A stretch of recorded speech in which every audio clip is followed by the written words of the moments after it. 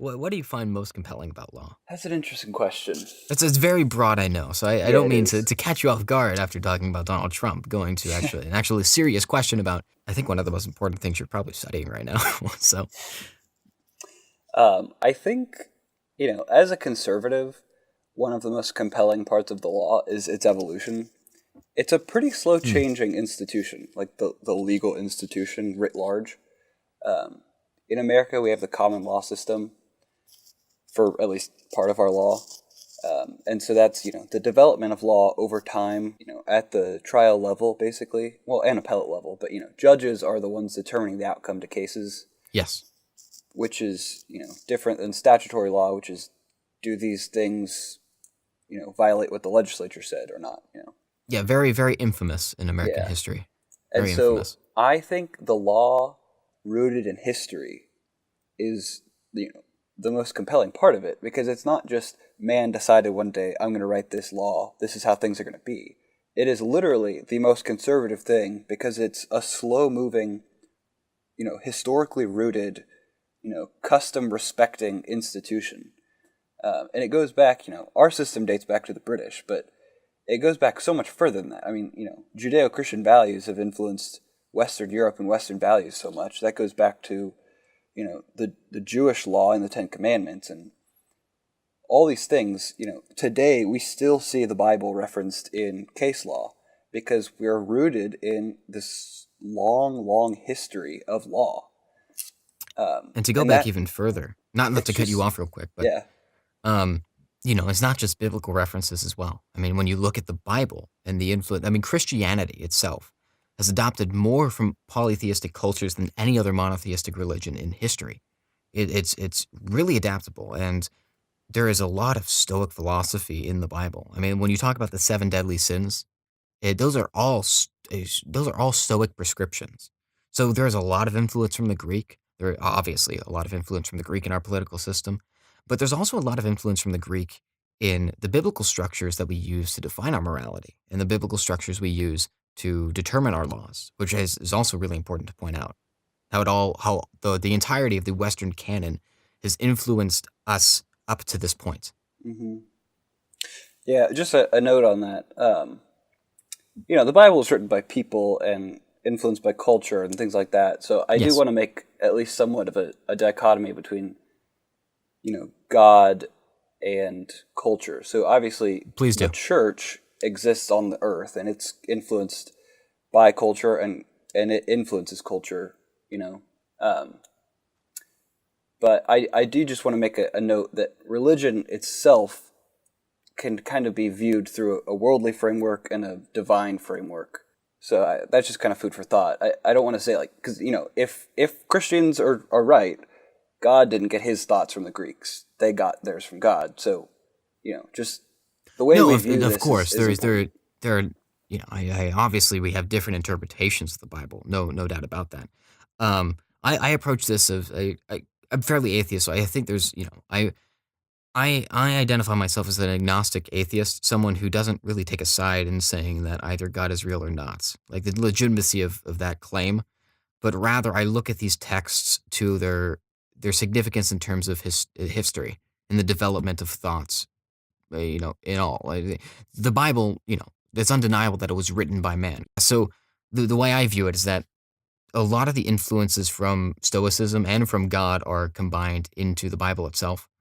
So it may very well be the case that God just happens to be a Stoic, right? That there's an overlap there of thoughts. So that definitely is the case. I don't really want to discuss theology Oh yeah, I as just I the yeah. thing. No, but I really do appreciate the clarification. Um, do you want to go a little bit more in depth about that? I know I just I didn't want to debate this, but I'm really curious I want you to be able to express your Christian views on this, and the importance and significance of the Bible in law. I really want to hear a little bit more about that, if you don't mind. Yeah, I mean, as I was saying a bit ago, our legal system is rooted in history, and history goes back to the Bible. Um, and depending on your view of history, it either goes back to the beginning of time, which would be creation and the Mosaic Law, or it just goes back to when man became sentient and started writing things.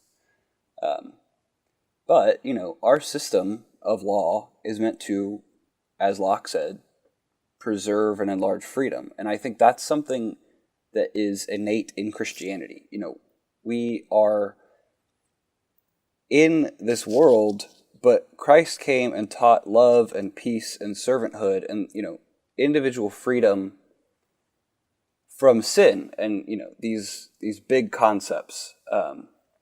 And I think to the extent that it impacts law, the church is one of the institutions, one of the last ones on the planet, still pushing for these liberal values rooted in morality. You know, Again, the concept of rights is basically biblical prescription, right? right? I mean, It's an it's in our Declaration of Independence. exactly. It's an We are endowed by our interpretation. Creator. Yeah, yeah, yeah. No, 100%. It's a Locke's in the concept of rights though. It's Locke's interpretation of the Bible, but it's so apparent that it ought to be taken as biblical prescription that all men are created equal and are endowed with certain rights. Right. That strip of the Constitution can be literally cut and paste into the Bible and would make complete sense. Right. I Right. mean, Christians believe we are created in God's image, and if that's the case, then we are, human life is precious and valuable because we are part of God's creation that literally reflect His image. And I would So I like to mean, we note, have rights because of that. I would like to note that the many secularists or atheists would then at this point say, well, sure, but there's also a secular claim and argument as to why rights exist. Okay, well, that came from Immanuel Kant, and that didn't come for years after Locke gave his interpretation of the concept of natural rights. Right? No matter how you slice it, you know, the concept of rights in the West as we know it today was influenced by the Bible. And that makes a lot of people uncomfortable because for a lot of people who don't believe in God, it's to them, at least, rights are now questionable, correct? So that I think that's concerning to a lot of people because everyone, even myself, which I admit is somewhat irrational at times if I wasn't able to give a fully secular, I'm able to give a very well thought out secular argument to why I believe the rights based system is the best system. Um, but why rights? Right? That's a hard question to answer if Yeah. you don't say God. And I think a lot of people get very uncomfortable with that. I think a Well, lot of people get very yeah. uncomfortable that I think. the Yeah, basis you of can their go. morality is enshrined in a religious context. Yeah. Sorry, I didn't mean to cut you off there. Go for it. No, I was cutting you off. That's okay. I will say it's interesting. You'll see on far ends of the spectrum the same things. On the very far atheist spectrum, there's no free will, and then there are very far Yes, yes. religious spectrums where there's no free will. And even for morality, or I should say rights, morality, I guess is all inherent in this. But far on the atheist side, you'll say there is really no conception of rights. It's just something we've determined because it suits us. And there are religious arguments that say there are no rights. If God created us and we're just a part of His creation, did He really give us rights, or do we just exist under His gift of living? So I have heard very interesting and compelling arguments that rights don't actually exist, and from the Christian perspective. But that's just something I say because it's interesting to discuss, and you'll find that there's a lot of stuff on every end of the spectrum. So it's interesting. I have a friend of mine who is really he's a very devout atheist, more so than I am, and very scientific, very smart guy. I will say that right off the bat.